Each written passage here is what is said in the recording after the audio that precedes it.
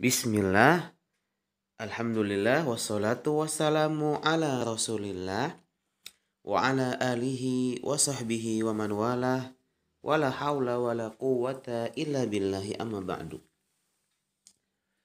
Semoga anda dan semuanya di sana dalam keadaan sehat walafiat, serta Allah senantiasa menjaga diri dan keluarga kalian dari segala macam bentuk mara bahaya. Alhamdulillah ya nak, kita ketemu lagi di pembelajaran online. Kita masuk ke tema ke-1, subtema ke-4, pembelajaran 3 dan 4. Pada pembahasan kali ini Bapak cukup atau akan membahas 2 saja ya. Yang pertama membahas tentang bagian-bagian bunga. Yang kedua adalah cara perkembangbiakan tumbuhan dengan umbi. Mari kita saksikan bersama. Nah, kita akan membahas ya bagian-bagian bunga. Yang bagian atas namanya kepala putik. Yang ini bernama tangkai putik. Dan yang ini kepala sari. Ini benang sari. Yang ini bernama bakal buah atau bakal biji.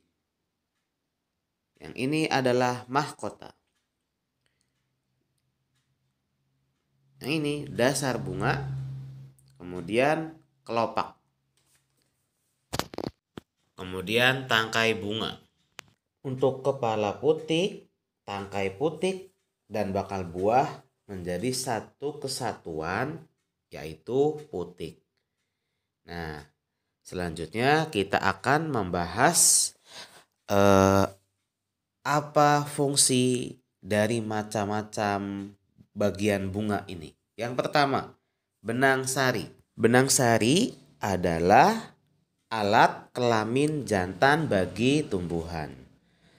Benang sari ini seperti benang yang di atasnya mempunyai kepala dan berisi serbuk. Benang sari dikelilingi oleh mahkota bunga. Benang sari terdiri atas kepala sari dan tangkai sari. Selanjutnya adalah putik. Putik merupakan alat kelamin betina bagi tumbuhan. Putik ini tadi sudah dijelaskan terdiri atas apa aja? Kepala putik, tangkai putik, dan bakal buah. Dalam bakal buah terdapat bakal biji. Selanjutnya ada mahkota atau mahkota bunga. Mahkota bunga ini merupakan perhiasan bunga anak-anak. Warna, bentuk, dan aromanya bermacam-macam. Bagian inilah yang menjadi ciri khas sekuntum bunga. Yang sekeliling bunga itu namanya mahkota anak-anak ya, yang di luar tuh. Selanjutnya kelopak bunga. Bunga yang belum mekar dibungkus oleh kelopak bunga. Kelopak bunga menempel pada dasar bunga yang paling bawah. Bakal biji atau buah itu tempat terjadinya pembuahan. Kemudian tangkai bunga. Tangkai bunga ini penopang bunga, penghubung ranting dan bunga. Kemudian selanjutnya ada dasar bunga. Dasar bunga ini tempat melekatnya bunga. Nah, itulah bagian-bagian bunga. Nah, sekarang bunga itu ada yang bunga sempurna, ada yang bunga tidak sempurna anak-anak. Atau bunga sempurna itu biasa dikenal dengan bunga lengkap. Apa itu bunga lengkap? Bunga yang memiliki 4 bagian utama. Apa aja? Ada mahkota, kelopak, benang sari, dan putik. Contohnya bunga mawar dan bunga mawar tuh yang warnanya biru ya. Kalau bunga sepatu yang warnanya pink. Ada juga istilah bunga sempurna. Jadi bunga sempurna itu memiliki benang sari dan putik pada satu bunganya. Jadi yang namanya bunga sempurna itu memiliki pasti ada benang sari dan putik. Ada lagi juga dari kelengkapannya itu bunga tidak lengkap. Apa maksudnya? bunga yang tidak memiliki salah satu atau lebih dari 4 bagian bunga yang utama. Ada mahkota, kelopak, benang sari, dan putih. Contoh dari bunga yang tidak lengkap yang ada di sekitar kita adalah bunga jagung, kemudian bunga kelapa. Itu tidak memiliki salah satu 4 bagian utama.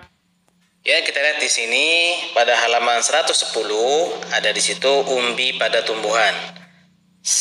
Sebelum kita bahas, umbi itu adalah organ tumbuhan yang mengalami perubahan ukuran dan bentuk sebagai akibat perubahan fungsinya. Perubahan ini berakibat pada perubahan anatominya organ yang membentuk umbi, terutama batang, akar, atau modifikasinya. Lihat ya, beberapa jenis tumbuhan berkembang biak dengan umbi. Salah satu jenis umbi pada tumbuhan adalah umbi lapis, umbi batang, dan umbi akar. Kita nanti saksikan bersama apa saja jenis-jenisnya ya. Oke, yang pertama adalah umbi lapis. Apa itu umbi lapis? Umbi lapis itu adalah bawang yang tertutup lapisan daun. Lapisan daun itu sebenarnya berisi cadangan makanan. Lihat, di bawang itu ada daunnya. Sebenarnya berisi cadangan makanan. Umbi lapis dapat tumbuh menjadi tumbuhan baru. Contoh tumbuhan yang berkembang biak dengan umbi lapis yaitu bawang merah, bawang putih, bakung, dan tulip. Selain umbi lapis, ada juga umbi batang.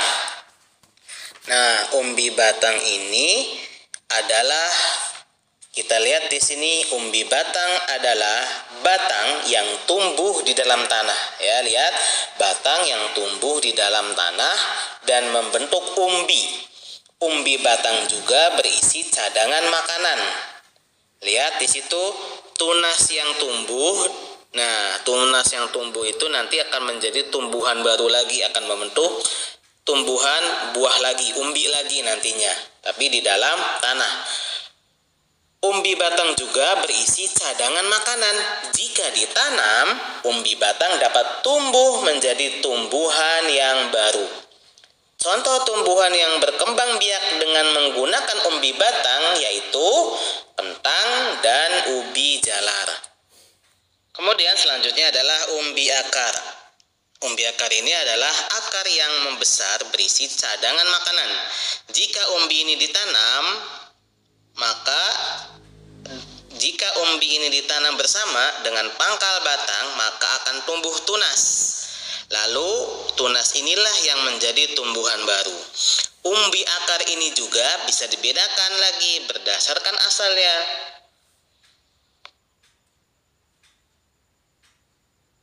Lihat di situ, dari asalnya ada umbi yang terbentuk dari akar tunggang. Ada juga umbi yang terbentuk dari akar cabang. Lihat, tadi sudah ngasih contoh. Contoh umbi dari akar tunggang. Ya, wortel. Tahu kan semua wortel? Nah, yang merah, kemudian dan lobak. Lalu, contoh umbi dari akar cabang adalah ketela pohon atau yang bisa dikenal dengan singkong. Ya, ini gambarnya ya, singkong. Jadi kalau umbi akar itu ada dua. Ada yang berbentuk akar tunggang, ada yang berbentuk dari akar cabang. Kalau akar tunggangnya wortel, lobak, akar cabangnya singkong. Semoga bermanfaat. Itulah pembahasan yang bisa Bapak sampaikan, yaitu yang pertama bagian-bagian bunga, yang kedua cara perkembangbiakan pada umbi. Semoga bermanfaat. Bapak tutup dengan doa. Subhanakallahumma wa bihamdika asyhadu alla ilaha illa anta astaghfiruka wa atubu ilaik.